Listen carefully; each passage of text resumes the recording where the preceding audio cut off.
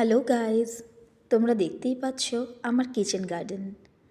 হ্যাঁ, আমি ফ্ল্যাটে থাকি, সুতরাং সাধারণ কৃষি জমির মতো বড় জমি আমার ফ্ল্যাটে নেই।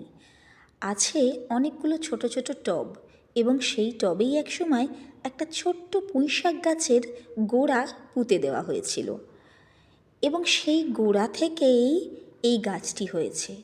কত বড় পুঁইশাক গাছটি হয়েছে দেখো।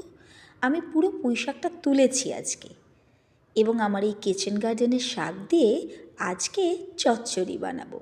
তো বন্ধুরা, তোমরাও নিশ্চয়ই পুঁই শাকের চচ্চড়ি খেয়েছো। আমাকে কমেন্টে বলো কাদের কাদের এই চচ্চড়ি খেতে খুব ভালো লাগে।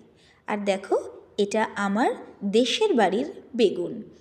আমি আজকে এই সব কিছু দিয়ে সুন্দর একটা চচ্চড়ি বানাবো। তোমরা কারা কারা এই ধরনের কিচেন গার্ডেন করো আমাকে একটু কমেন্টে জানাও। বাই।